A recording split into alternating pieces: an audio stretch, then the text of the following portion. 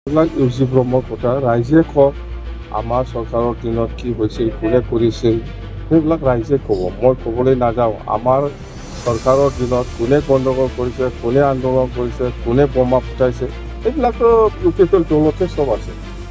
যদি বিটিআৰ চুক্তিটো যদি আকৰে আকৰে পালন নহয়, তেতিয়াহ'লে মই একজন কেবিনেট মিনিষ্টাৰৰ ঘৰত যাই পেলাই ছুইচাইড কৰিম বুলি কৈছে। এইটো প্ৰমোদ বড়োৰ কথা। তেতিয়াহ'লে প্ৰমোদ বড়োৰ যিটো ছুইচাইড কৰাৰ দিন তাৰিখ, এইটোতো 9 তাৰিখ পৰিব না, এপ্ৰিল 9 তাৰিখ পৰিছে, এইটোৱে কৈছোঁ মই। ইয়াতে বন্দুকৰ গুলি ফুটিছিল, বম ফুটিছিল, মানুহৰ জীৱন আৰু সম্পত্তিৰ নিৰাপত্তা নোহোৱা হৈছিল। সেইবাবে এইবাৰ কিন্তু বিপিএফক কিন্তু ৰাইজে আঁকোৱালি নলয়। কি ক'ব আপুনি? এইবিলাক ইউজি ব্ৰহ্মৰ কথা ৰাইজে কওক। আমাৰ চৰকাৰৰ দিনত কি হৈছিল, কোনে কৰিছিল, সেইবিলাক ৰাইজে ক'ব, মই ক'বলৈ নাযাওঁ। আমাৰ চৰকাৰৰ দিনত কোনে গণ্ডগোল কৰিছে, কোনে আন্দোলন কৰিছে, কোনে বোমা ফুটাইছে, এইবিলাকতো ইউপিপিএল দলতে চব আছে। 9 এপ্ৰিল তাৰিখে প্ৰমোদ বড়োৱে মানে ছুইচাইড কৰিব বুলি কৈছিলে, সেই অনুপাতে কি আহ্বান জনাব প্ৰমোদ বড়োক? প্ৰমোদ বড়োটো নিজে কৈ লোৱা,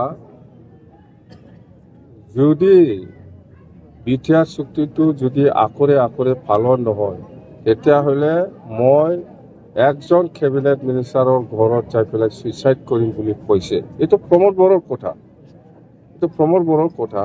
সেইটোকে কৈছোঁ মই, যিহেতু 8 তাৰিখ এপ্ৰিলটো যিহেতু 5 বছৰ পূৰণ হয়, তেতিয়াহ'লে প্ৰমোদ বড়োৰ যিটো ছুইচাইড কৰাৰ দিন তাৰিখ, এইটোতো 9 তাৰিখ পৰিব না, এপ্ৰিল 9 তাৰিখ পৰিছে, এইটোৱে কৈছোঁ মই। 8 তাৰিখ এপ্ৰিলত 5 বছৰ পূৰা, যিহেতু চুক্তিটো আকৰে আকৰে আজিৰ দিনত ৰূপায়ণ হোৱা নাই, সি নিজে মৰিম বুলি কৈছে ছুইচাইড কৰি। তো সেইটোকে মই ৰাইজক জনাই দিছোঁ যে যিহেতু 8 তাৰিখ 2025 8 তাৰিখে 5 বছৰ পূৰা হয়, 5 বছৰ কমপ্লিট হয়, তেতিয়াহ'লে তাৰ যিটো ছুইচাইড দিন তাৰিখ, এইটো 9 তাৰিখ এপ্ৰিল পৰিছে। ইয়াতে বন্দুকৰ গুলি ফুটিছিল, বম ফুটিছিল, মানুহৰ জীৱন আৰু সম্পত্তিৰ নিৰাপত্তা নোহোৱা হৈছিল। সেইবাবে এইবাৰ কিন্তু বিপিএফক কিন্তু ৰাইজে আঁকোৱালি নলয়। কি ক'ব আপুনি? এইবিলাক ইউজি ব্ৰহ্মৰ কথা ৰাইজে কওক।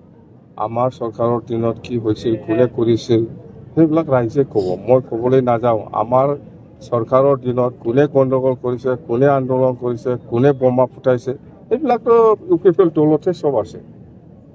9 এপ্ৰিল তাৰিখে প্ৰমোদ বড়োৱে মানে ছুইচাইড কৰিব বুলি কৈছিলে, সেই অনুপাতে কি আহ্বান জনাব প্ৰমোদ বড়োক?